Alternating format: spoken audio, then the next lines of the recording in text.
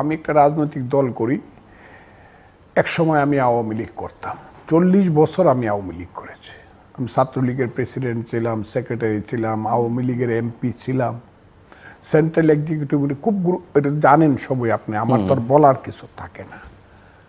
এখন আমি কিছু বললেই বলে উনি আওয়ামী লীগের পক্ষে বলে। এখন আমি যদি আপনাকে যে মুক্তিযুদ্ধ বললেই যদি পিছনের ছবিটা বঙ্গবন্ধু শেখ মুজিবুর রহমানের বাইশা উঠে, আমি কি করতে পারি?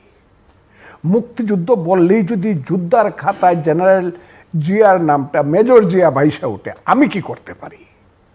মুক্তিযুদ্ধ বললেই যদি মুজিবনগর সরকারের তাজউদ্দিন নজরুলের চেহারা ভাইসা, সৈয়দ নজরুলের চেহারা, আমি কি করতে পারি? এটা তো ইতিহাসের সত্য। আমি যে কথাটা আপনাকে বল, 5 তারিখের উত্তরটা আমি দিব না। এই কারণে দিব না, আমি জিজ্ঞাসা করবো যারা গত 15-16 বছর তার মেয়েকে ব্যবহার করে, অথবা তার মেয়ে ব্যবহৃত, অথবা তার মেয়ের নেতৃত্বে এই দেশটাকে যারা লুট করে, আঙ্গুল ফুলে কলা গাছ ফুলে বট গাছ হয়েছে, ওইসব আমি খুব বাজে ভাষায় বলি। আমি আমার ভাইয়ের মতো না। ভাই তো অক্সফোর্ডে লেখাপড়া করছেন, আমি তো বট গাছের নিচে লেখাপড়া করছি। তো এই হারামজাদারা কোথায়, যারা বঙ্গবন্ধুর জন্য জীবন দিব? এমনকি বড় ব্যবসায়ী শাহ আলম সুবহান, তার ছেলেরাও বলছে জীবনে তো আপনার সাথে আছি, মৃত্যুতেও আপনার সাথে থাকবো। আমি শুনছি কান দিয়ে।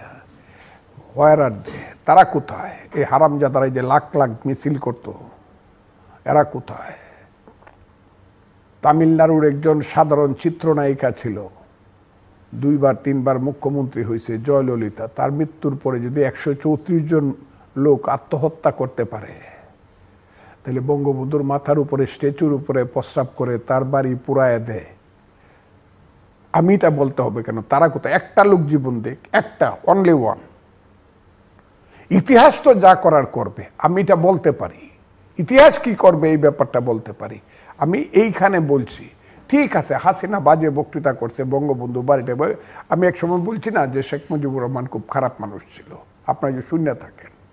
কারণ ৬৬ সনে সে 6 দফা দিয়া এই দেশে কইছে যে আমি শোষিত হচ্ছি, আমি বাঙালি শোষিত হচ্ছে। সে কত খারাপ কাজ করছে 6 দফা দিয়া। এই ৬৬ সনে 6 দফা দিয়ে সে স্লোগান শিখাইছে, তুমি কে আমি কে, বাঙালি বাঙালি, তোমার আমার ঠিকানা পদ্মা মেঘনা যমুনা। অথচ আমাদের কত সুন্দর স্বাদের পাকিস্তান ছিল, আদমজিরা আমাদের দেশের মালিক ছিল, ইস্পাহানিরা আমাদের দেশে আসতো। এখন এই 75 বছর পরে দেখতাম আদমজির নাতি গাড়ি দৌড়ায় যাইতেছে, রোলস রয়েস গাড়ি, আমি হাততালি দিতাম। এই বেটা এই খারাপ কাজটা করছে। আরও কত পাঞ্জাবি ছেলেরা, সুন্দর সুন্দর ছেলেরা এসে আমাদের বোনদেরকে বিয়া করলে কত সুন্দর বাগনা বাগনি হইতো। এই খুব খারাপ কাজ করছে শেখ মুজিবুর রহমান, তার বাড়ি পুড়িয়ে দেওয়াই দরকার। কিন্তু আমি জিজ্ঞাসা করি, আমার জানা মতে এই কথাগুলো কিন্তু উঠবে, 7 জন বীর শ্রেষ্ঠ, তাদের স্কাল্পচার ভাঙ্গা হলো কেন বাংলাদেশে? 7 জন বীর শ্রেষ্ঠ, কি বলবো, কাকে বলবো? আমি কি আর্মিকে জিজ্ঞাসা করব? আমি কি জেনারেল ওয়াকারুজ্জামানকে জিজ্ঞাসা করব? আমি কি আর্মির অন্য কোনো লোককে জিজ্ঞাসা করব? আপনার কি মুক্তিযুদ্ধের ধারায় বাংলাদেশের আর্মি না? এই 7 জন লোক জীবন দিছে, বীর শ্রেষ্ঠ হয়েছে বলে তো আপনি বাংলাদেশের স্বাধীন দেশের আর্মি। না হলে কোন বেটা বাংলাদেশের বাঙালির ছেলে পাকিস্তানের জেনারেল হয়েছিল? কে লেফটেন্যান্ট জেনারেল হয়েছিল?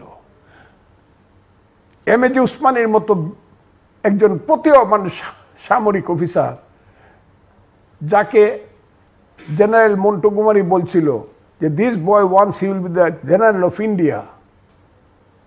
ভারত ভেঙে পাকিস্তান এসে কর্নেলে রিটায়ার করতে হয়েছে। সেই যে আর্মির জেনারেলরা বৈশা আছে, হাজার হাজার general, lieutenant general, major general, brigadier general, তারা কেন দেখে না যে ঠিক আছে শেখ মুজিবের বাড়ি ভাঙ্গে দেয়? কিন্তু এইসব ভাঙ্গে দেয় কেন? 7 জন বীর শ্রেষ্ঠ ভাঙ্গে দেয় কেন? স্কাল্পচার ভাঙ্গে দেয় কেন? ওই সুনামগঞ্জের হাওরে কৃষকের সুন্দর ছবি, টাঙ্গুয়ার হাওরে মানুষ যায়, ওই গাছের নিচে বসে বিশ্রাম নেয়, সুন্দর ছবি দেখে কৃষকের কাস্তে হাতে ধান কাটছে মাতলা মাথায়, সেই ছবি ভেঙে দেয় কেন? কেউ কি কোনোদিন জিজ্ঞাসা করছে? আমি আজকে পড়ছি পত্রিকায়। তাইলে এইটা শেখ মুজিবের বাড়ি পোড়ানো তার ছবি ভাঙ্গার প্রশ্ন না, এটা হলো মুক্তিযুদ্ধকে পুরায় দেওয়ার ব্যাপার। যে মুক্তিযুদ্ধ আমার মা, বাংলাদেশের মায়ের নাম হলো মুক্তিযুদ্ধ। আমি বারবার কথাটা বলতে যে কেউ না বুঝে আমার, কারণ মুক্তিযুদ্ধ করছিলাম বলে এর পেট ছিঁড়েই বাংলাদেশটার জন্ম হয়েছিল, না হলে এটার নাম ছিল পাকিস্তান। কাজে যারা মাকে স্বীকার করে না, যে মায়ের ঘরে জন্ম নিচ্ছে তাকে স্বীকার করে না, তাদেরকে আমি কি বলবো? মুক্তিযুদ্ধের পেট ছেড়ে যদি বাংলাদেশ হয়ে থাকে, মুক্তিযুদ্ধ স্বীকার করে না, তাই বাংলাদেশের প্রধান উপদেষ্টা হন কেন, বাংলাদেশের উপদেষ্টা হন কেন? আমি মনে করি বাংলাদেশ এখন এমন একটা জায়গায় দাঁড়াইছে, আর যদি বেশি দিন যায়, জনগণ যদি শুধু দেখবে তা না, জনগণ একসময় রাজপথে নামবে। আমি বললাম, কারণ বাংলাদেশের সবচেয়ে প্রিয় নাম হলো মুক্তিযুদ্ধ। যে যত কথাই বলুক, মানুষ সুপ্ত থাকে, কারণ বাঙালিরা যখন ঘুমায় তখন কুম্ভকর্ণের মতো ঘুমায়, কিন্তু যখন জেগে উঠে তখন 100 সিডাক্সিন খায়ও ঘুম পাড়ানো যায় না, তার আশা পূর্ণ না করে। মুক্তিযুদ্ধটাকে যেভাবে অপমান করা হইল, আমি তার ব্যাপারে বলতে চাই যে আজকের এই বাংলাদেশ জানি না কোথায় যাবে, তবে এটার একটা ঐতিহাসিক একটা কি বলবো কালমিনেশন, বিচার হবে, ঐতিহাসিক একটা পরিণতি হবে, যে পরিণতির কারণে বাংলাদেশ যাবে না, বাংলাদেশ থাকবে।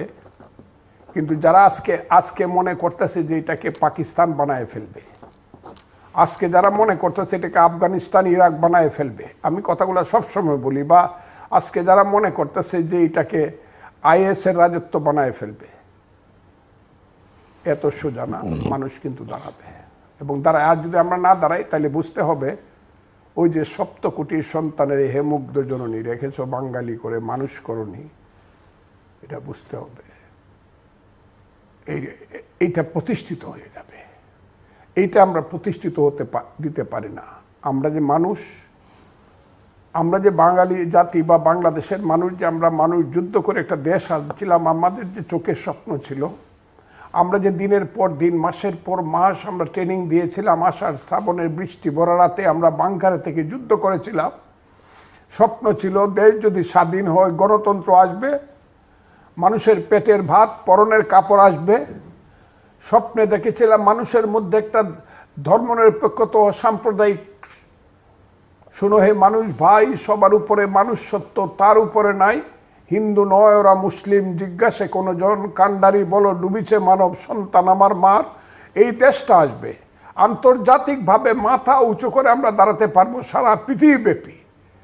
সেই স্বপ্নটা আপাতত যদিও বাধাপ্রাপ্ত হয়েছে না, শুধু সাংঘাতিকভাবে ক্ষতিগ্রস্ত হয়েছে, কিন্তু বাঙালির সুসন্তান জানা, বাংলাদেশের সুসন্তান যারা আগামী প্রজন্ম, বাঁচতে হলে আমাদেরকে সেই স্বপ্ন নিয়েই বাঁচতে হবে, এবং সেই স্বপ্ন বাস্তবায়নের মধ্য দিয়ে আমাদেরকে বাঁচতে হবে। এবং আমি এটা বিশ্বাসী, যদিও আমি পৃথিবী থেকে চলে যাব, কিন্তু যতদিন দেহে আছে প্রাণ, প্রাণপণে পৃথিবীর সরাব জঞ্জাল, তারপরে হব ইতিহাস।